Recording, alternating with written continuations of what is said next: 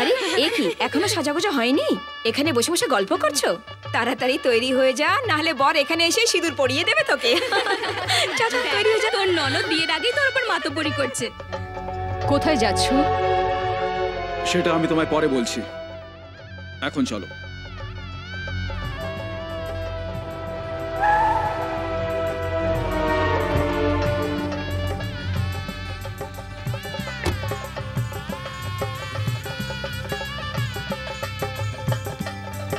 আসুন আসুন, আমি তো বিশ্বাসই করতে পারছি না বিয়েতে আসবেন না জেনে কার্ড পাঠায়নি।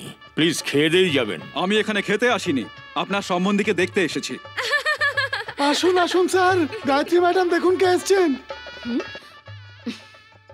আপনারা একটু বাইরে যাবেন প্লিজ। কেটে পড়া যাক।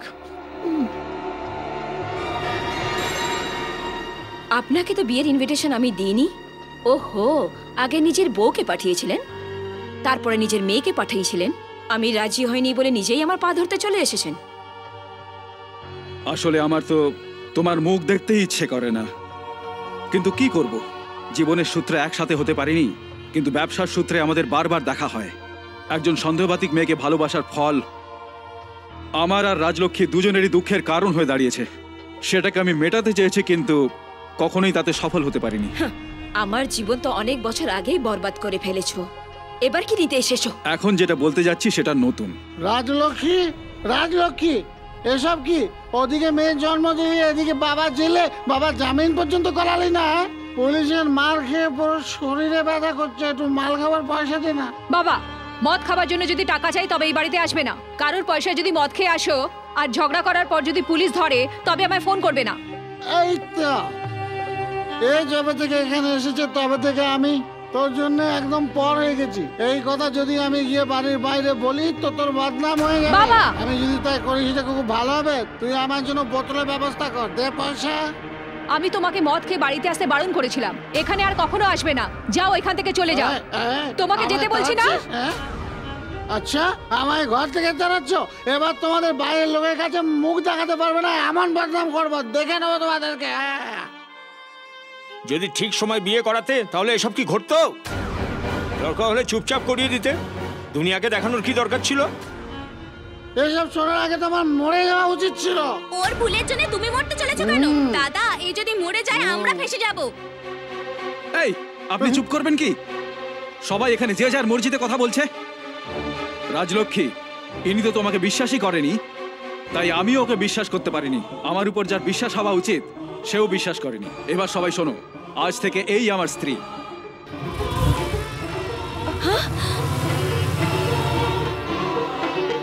এই রকম কাহিনী তো পুরুষরা শোনাতেই থাকে। বিয়ে করতে হলো, কোনো রাস্তা ছিল না। আমাকে ক্ষমা করে দাও, নিজের রাজার বিয়ে আমার মেয়ের সাথে দিয়ে দাও, তাই বলতে এসছো না তুমি? তবে শোনো, তোমার ভাইকে তোমার মেয়ের সাথে বিয়ে করিয়ে দাও।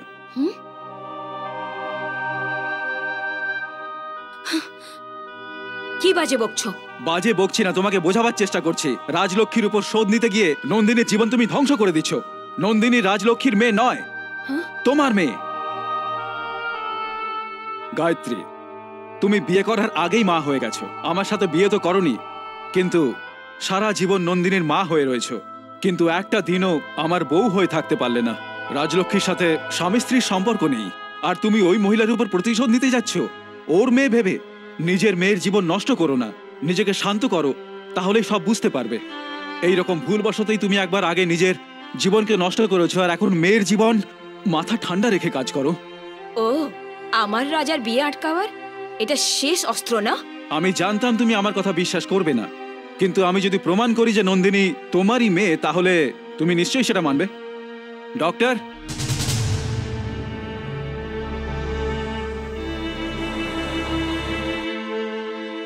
ইনি যা বলছেন সব সত্যি। গায়ত্রী ভীষণ রেগে আছে, তাই বাচ্চাটাকে মেরেও ফেলতে পারে। আমাদের এই বাচ্চাটাকে বাঁচাতে হবে। তাহলে একটা কাজ করা যাক ডক্টর, এই বাচ্চাটাকে আমরা কোনো অনাথ আশ্রমে পাঠিয়ে দিই। অনাথ আশ্রমে কেন ডক্টর? মায়ের দরকার নেই বলে ওর বাবাকে তো ভুলে যাওয়া যায় না। আমরা বিয়ে করিনি, এটা তো সত্যি। লোকের ভয়ে আমাদের এই নাটকটা করতে হলো। আপনাকে আমি যখনই দেখি মনে হয় আপনি আমার বান্ধবীর স্বামী। যে কোনো পরিস্থিতি হোক না কেন এটা ভেবে আমার মন ভীষণ দুঃখী হয় সর্বদাই। তাই আপনার থেকে আমি একটু দূরে দূরে থাকি। এখন আমি একটা বিচার করছি, আজ থেকে আমি আপনার স্ত্রী নই, আপনার সন্তানের মা। আজ থেকেও আমার মেয়ে, আর ওকে আমি বড় করব। এই হবে আমাদের জীবনের আধার। ডক্টর, এখনই শুধু নয়, কখনো এই কথা কেউ যেন না জানতে পারে। এ আমার নিজের মেয়ে নয়। যদি এই কথা সবাই জেনে যায় তবে আমি বাঁচতে পারবো না। এ আমার নন্দিনী। গায়ত্রী, বাচ্চাটা জন্মেই মারা গেছে, আমরা সেটা মিথ্যে বলেছিলাম। তুমি তো ওকে পেটে থাকতেই মেরে ফেলতে চেয়েছিলে। জন্মাবার পর তুমি যেন ওকে মেরে না ফেলো, তাই আমরা ওকে সরিয়ে দিয়েছিলাম। আসলে ওই তোমার মেয়ে নন্দিনী।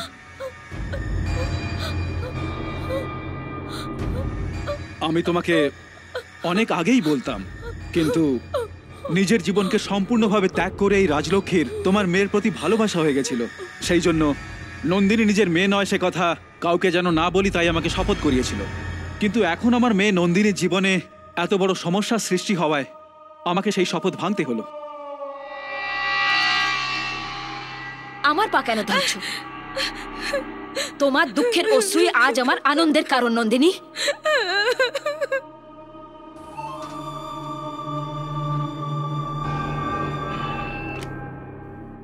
হ্যালো, এই নন্দিনী, নন্দিনী, নন্দিনী।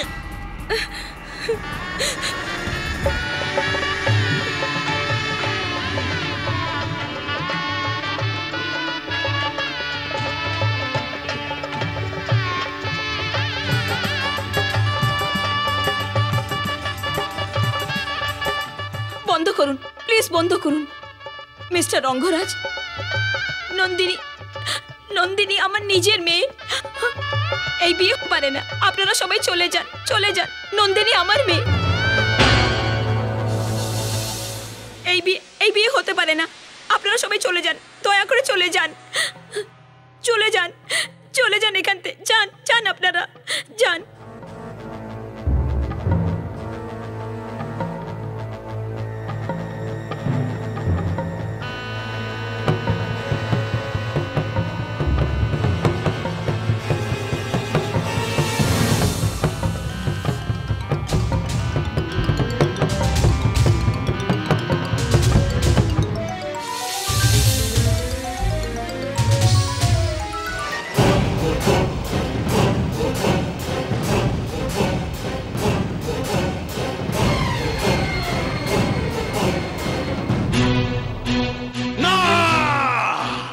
সব বিয়েতেই বর বউ একসাথে থাকে, আর সেখানে তোমরা এসেছো আমার খরচে আনন্দ করতে।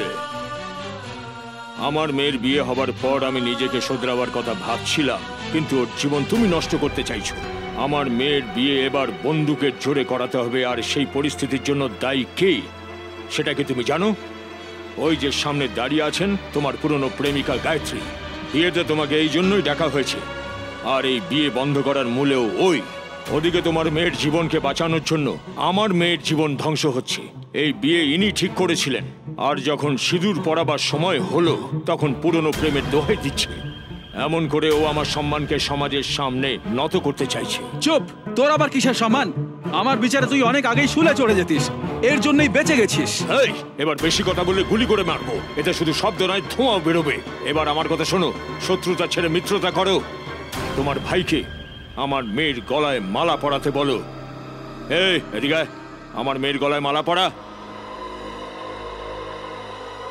রঙ্গরাজ, এখন চাইলেও এই সম্বন্ধ হতে পারবে না, কখনো হতে পারবে না। ভগবান, আমার সম্বন্ধে তুমি জানো না। ব্রহ্মার জন্য ফ্রান্সে মন্দির বানিয়েছি, বিষ্ণুর জন্য ভিয়েতনামে লোকযাত্রা করাই, শিকাগোতে শিবের মন্দির তৈরি করেছি, আর এইসব আমি নকল মদের পয়সায় তৈরি করেছি। এই, শব্দ করলে একদম এখানে মেরে ফেলবো। এই, বন্দুকের ভয় দেখিয়ে বিয়ে করানো ভুলে যা। বেশি বাড়াবাড়ি করলে আইন তোকে ছাড়বে না।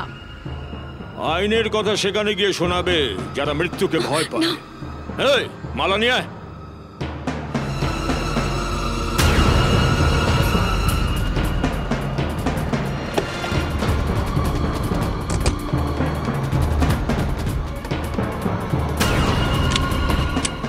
যে কাজ কেউ করতে পারে না সেটা আমি রঙ্গরাজ করতে পারি। যাও কনেকে নিয়ে আসো। ফালতু মরবার চেষ্টা না করে এই মালা আমার মেয়েকে পরাও। যদি আমি এই হার ওর গলায় পরাইও তবুও তোর মেয়ে সুখী হবে না। শোনো বাবু, এমন অনেক লোক আছে যারা বিয়ে করার পরও একসাথে থাকে না, আলাদা থাকে। এরকম অনেকেই নিজের মর্জিতে আলাদা থাকে। কেন তোর বোন রাজশেখরের থেকে আলাদা থাকে না নাকি? এখানে সুযোগ পেয়ে দুজনে একসাথে মিলে গেছে। এইসব উদাহরণ তো তোর ঘরেই আছে, তবুও ফালতু বকছিস। ফালতু বলছি না, সত্যি বলছি। তুই তো ছাড়, এমন কেউ নেই যে আমাকে জোর করে তোর মেয়ের সাথে বিয়ে দেওয়াতে পারে। কিন্তু আমি করাবো।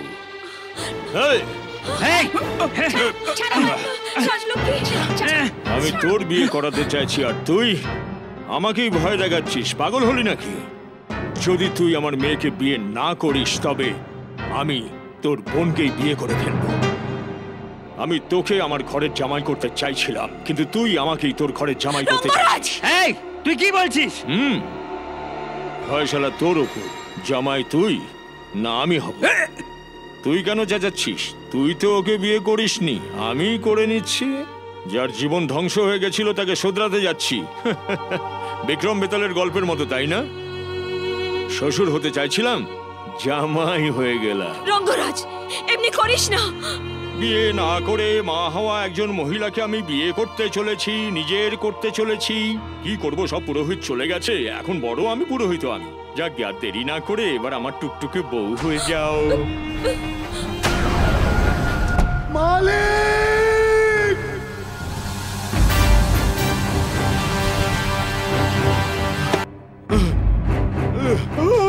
রাধা! এই রাজা, চল চল চল চল মশাই, চল তাড়াতাড়ি চল, তাড়াতাড়ি চল, দেরি করিস না, চল। রাজা, সাহেব, বরের লোকজন এসে বরকে নিয়ে গেছে। সবাইকে ধরো, ওরা যেন কেউ পালাতে না পারে।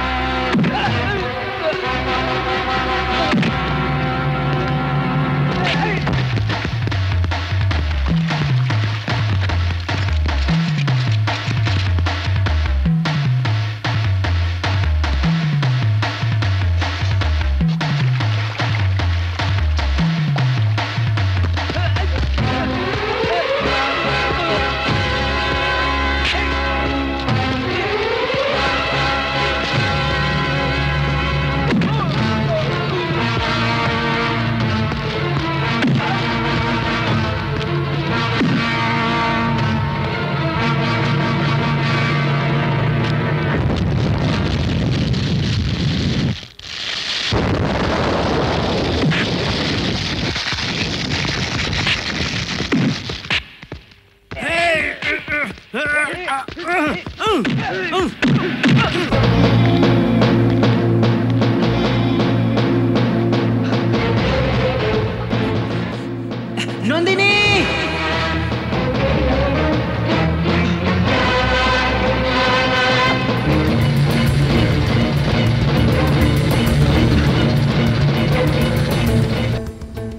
নন্দিনী! নন্দিনী!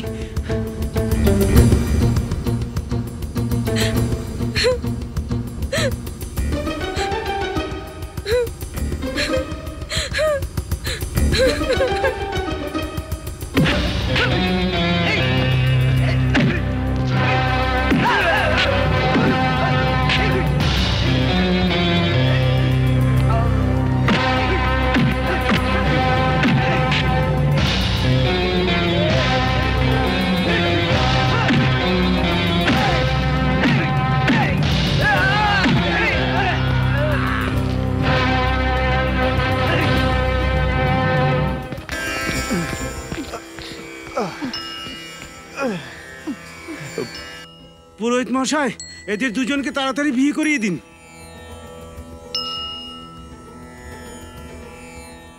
তাড়াতাড়ি করুন।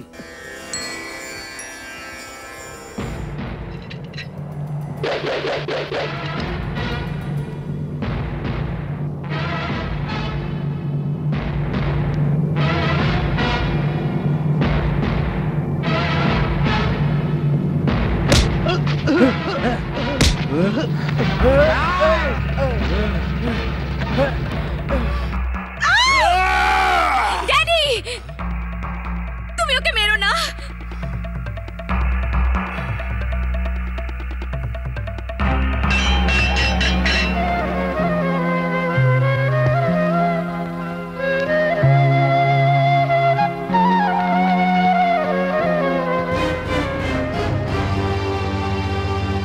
রাধা, ড্যাডি, তুমি এদের ছেলেকে মারতে গেছিলে, কিন্তু এরাই তোমার মেয়েকে বাঁচিয়েছে। জানো তুমি, তুমি তো আমায় ওই অবস্থায় ফেলে চলে এলে। একবার ভাবলেও না যে আমার কি হবে। তুমি রাজাকে মেরে ফেলতে চেয়েছিলে। রাজা নন্দিনীর সঙ্গেই সুখে থাকবে, তুমি ওদের আলাদা করো না। তুমি যদি আমায় জীবিত চাও, তাহলে ওদের বাঁচতে দাও। দেখলে গায়ত্রী, ও যাকে ভালোবাসে তার ভালোবাসাকে রক্ষা করতে মন প্রাণ দিয়ে চেষ্টা করে যাচ্ছে, কিন্তু তুমি যে তোমার জন্য নিজের জীবন ত্যাগ করলো, তুমি তার উপর প্রতিশোধ নিতে তুমি নিজের মেয়েকেই কষ্ট দিয়েছো। আমাকে ক্ষমা করে দে রাজলক্ষ্মী। আমি শত জন্মে নিজের পাপের প্রায়শ্চিত্ত করতে পারবো না, বাট আই এম সরি। আমার মামনি। এই দাঁড়ি দাঁড়ি কি দেখছিস? তাড়াতাড়ি আয়, সিঁদুর পরিয়ে দে একে, এই যে তাড়াতাড়ি শোনো, কর। এতদিন আমি তোমার ভাই ছিলাম, তার জন্য তুমি আমাকে তুই তুই করে কথা বলতে। আজ থেকে আমি তোমার জামাই, সেই জন্য আমাকে সম্মান দিয়ে বলবে, বুঝলে? মামনি, কেন না আমরা আরেকটা বর খুঁজে আরে, নিই? দিদি!